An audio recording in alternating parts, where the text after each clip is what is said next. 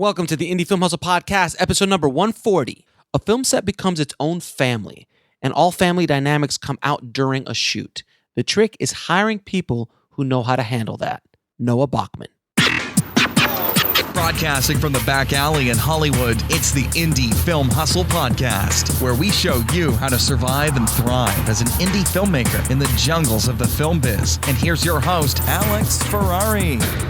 Welcome, my Indie Film Hustlers, to another episode of the Indie Film Hustle Podcast. I am your humble host, Alex Ferrari. Today's show is sponsored by Distribber. If you guys are trying to get your movies or feature films or even shorts onto Netflix, Hulu, Google Play, iTunes, Fandango, or any of the major streaming services, Distribber finally lets you in without having to go through a traditional distributor. And you keep 100% of all the revenues and your rights. So if you want more information, head over to indiefilmhustle.com/sellmyfilm.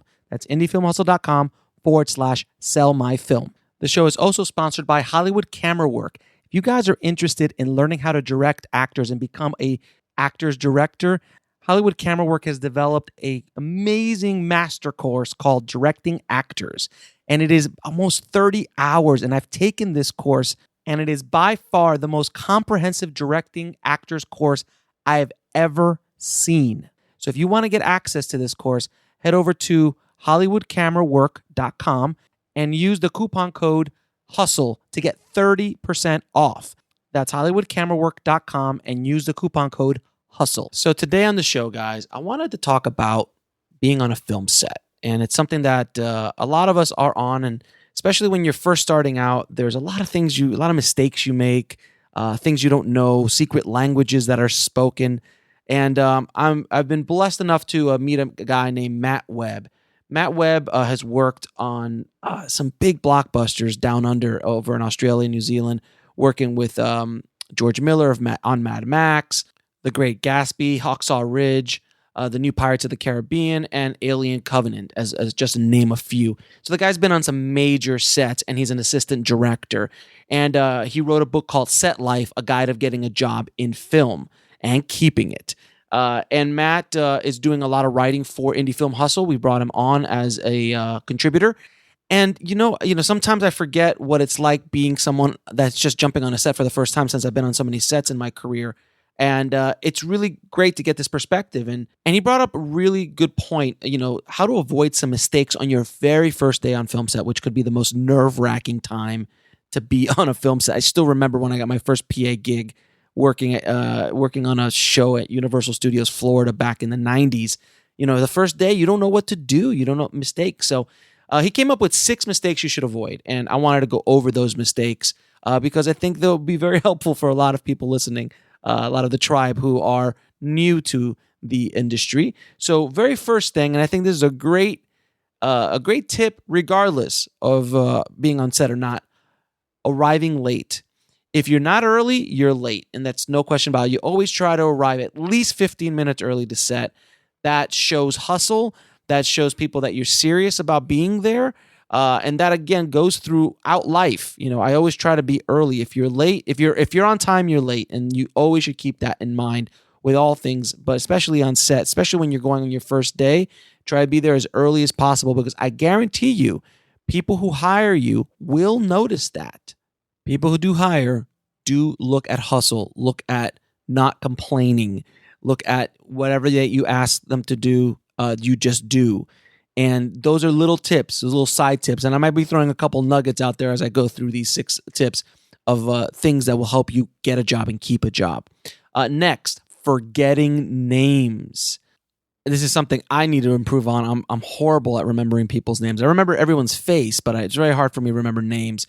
And I'm trying to fix that. But it's something that you starting out in the film industry and being on set, remembering names, huge, huge deal. So if you have a smartphone or even an old-fashioned piece of paper, a little notebook, which you should always have, by the way, if you're a PA or first day on set, always carry a little notepad in your back pocket to make notes or anything like that, or use your smartphone to do it. But when you meet somebody, when they're not looking, write their name down and write something that they're wearing that day, maybe to make you remember. So if they're wearing a hat, they're wearing this, or they're wearing that, it helps you remember. And you got to study this during the day on the set. Just try to remember names, because believe it or not, If you do remember people's names right off the bat, they will notice you. It's a sign that you care. It's a sign that you are taking this seriously. So definitely do not forget names. Mistake number 3. Don't ask an actor what they do. I know on a set there's a lot of downtime and that you're waiting for setups and things like that. So you might just not have anything to do at that moment. So you're trying to make small talk with people hanging around the set. And you walk up to an actor and you go, "Hey, what do you do? What department are you in?" And they go, "I'm in the next scene." It's extremely embarrassing and it's not a good thing. So just make sure you know who the actors are in the scenes before you ask that question. Matt writes in the article, a really great little thing. He was on Hacksaw Ridge and he walked up to Mel Gibson's son. And he's like, "Hey, what's your last name again?" And he just very politely, quietly just said, "Gibson." And pretty embarrassing to say the least, but definitely just find out who the actors are before you start asking those kind of questions.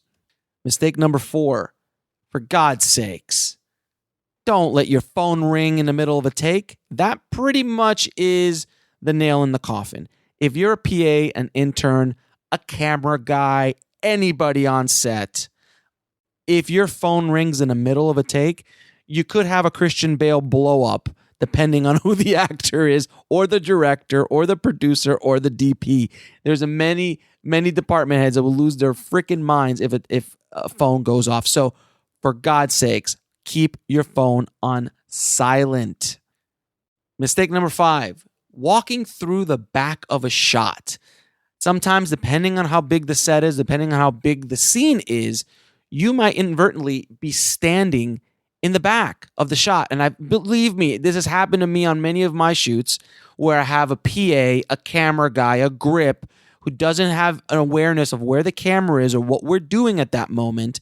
And I see them in the shot in the background in post. And I'm like, you've got to be kidding me. And I've seen that on other movies I've worked on. I'm like, oh, look, there's a grip in the back. Oh, look, there's a PA. Or look, there's a guest that showed up and they have no idea what's going on. And they were just hanging out in the background and they ruined the shot. So if you're lucky, it'll happen on the day as a director. You'll be able to find it and fix it.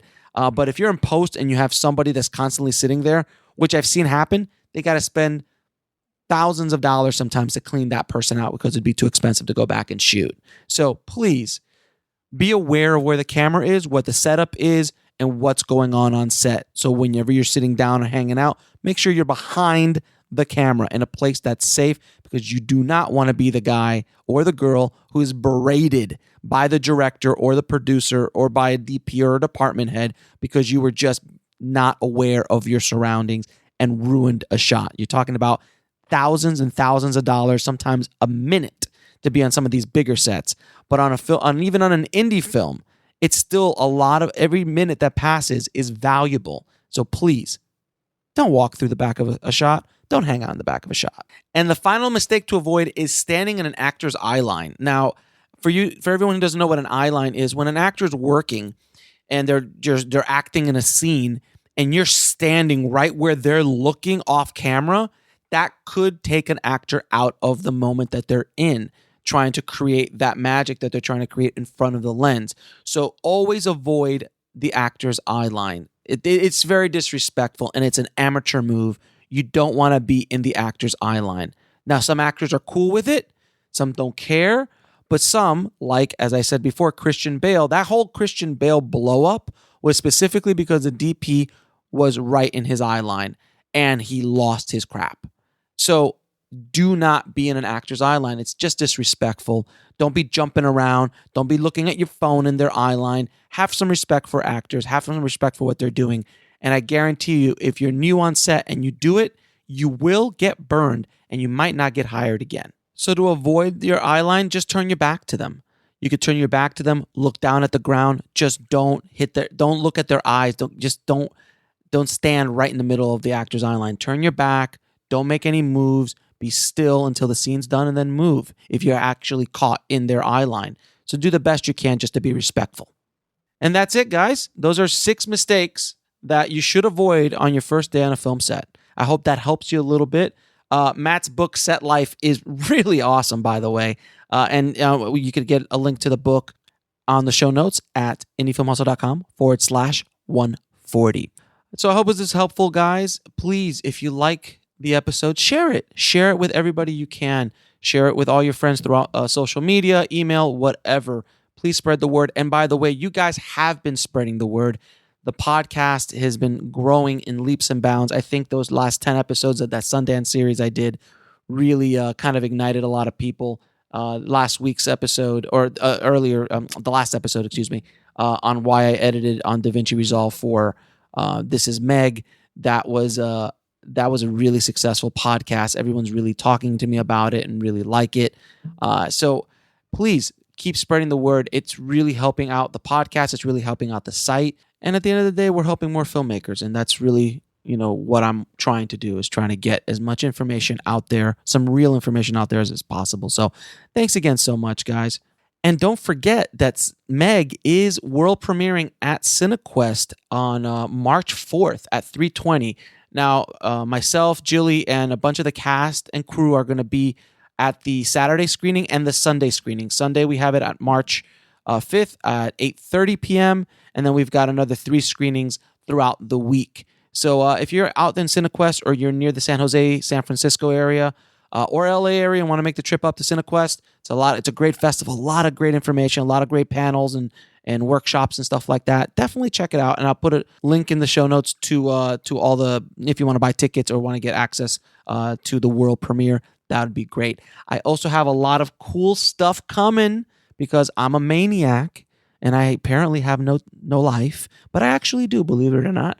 But I have a lot of cool stuff coming up for you guys on how we're going to be self-distributing This Is Meg. I'm going to be going through the entire process and documenting the entire process of how we self-distribute This Is Meg, how we our release strategy, and you guys are going to be a part of that. And I'm going to talk more about that in the coming weeks.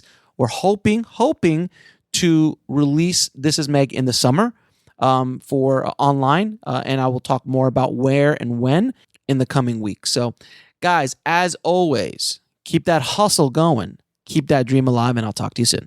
Thanks for listening to the Indie Film Hustle podcast at indiefilmhustle.com. That's INDIEFILMHUSTLE.com.